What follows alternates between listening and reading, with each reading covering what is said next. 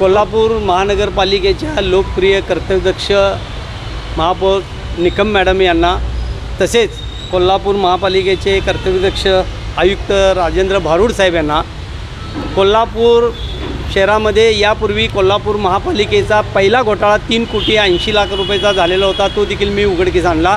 आणि आता कोल्हापूर महापालिकेमध्ये 38 कोटी रुपयाचा घोटाळा या संजय भोसलेनं केलेला आहे. त्याचबरोबर यानं शहरातल्या 4 मिळकतींना त्यांचा भाडे करार असताना बाजूला ठेवणे, कुळ असताना मालक दाखवणे, असा स्टार बाजार, बिग बाजार, डोमिनो पिझ्झा या चार मिळकतीमध्ये आणि IDBI बँक या मिळकतीमध्ये यानं 38 कोटीमध्ये जवळजवळ 25 कोटीची सूट दिलेली आहे. माहिती अधिकारात मी सगळी माहिती मिळवून थांबलो नाही.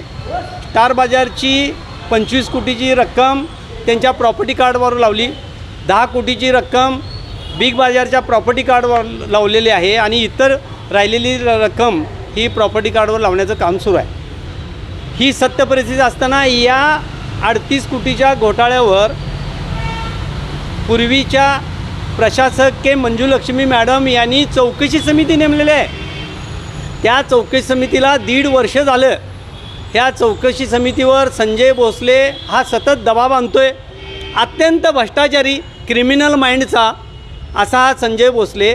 आणि ह्याला अतिरिक्त परिवहन व्यवस्थापकाचा चार्ज देताना कोल्हापूर महापालिकेचा अंडर प्रेशरमध्ये असणारा रोका अधिकारी प्रशांत पंडित, त्याचबरोबर प्रेशरमध्ये संजय भोसलेचा असणारा कर निर्धारक संग्राहक सुधाकर चल्लावाड यांनी आत्ताचे अत्यंत लोकप्रिय आयुक्त आहेत, कर्तव्यदक्ष आहेत, धडाडी आहे, महापालिकेचं उत्पन्न वाढवण्याचा त्यांचा प्रयत्न सुरू आहे.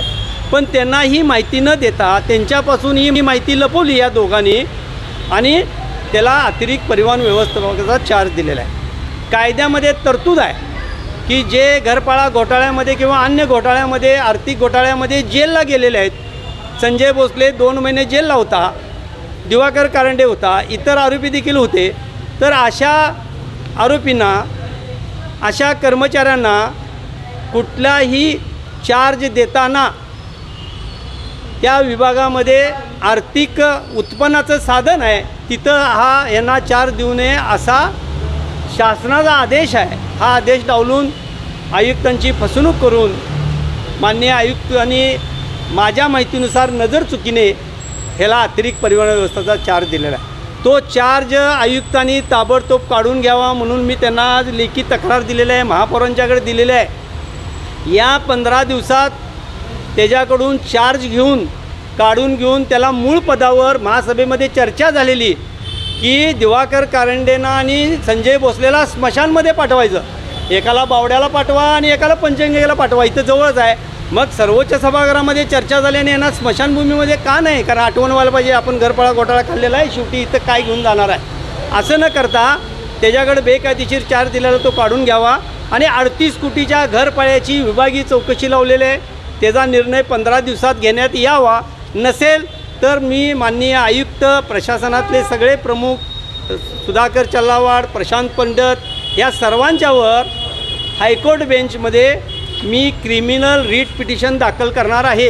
यापूर्वी मी संजय भोसलेवर क्रिमिनल रिट पिटिशन आयुक्तांनी प्रशासनाच्या विरुद्ध केलेली आणि संजय भोसलेला हायकोर्टाच्या आदेशानं घरपाळा घोटाळ्यात फिर्यादीचा आरोपी केलेला. परत हा आरोपी होणार आहे. सन्माननीय आयुक्त, सन्माननीय महापौरांना माझी विनंती आहे, महासभेमध्ये पण हा विषय घ्यावा. सर्वपक्षीय नगरसेवकांनी महापालिकेच्या उत्पन्नासाठी सर्वपक्षीय नगरसेवक प्रामाणिक प्रयत्न करतायत, त्यांना देखील मी मदत करण्यास तयार आहे.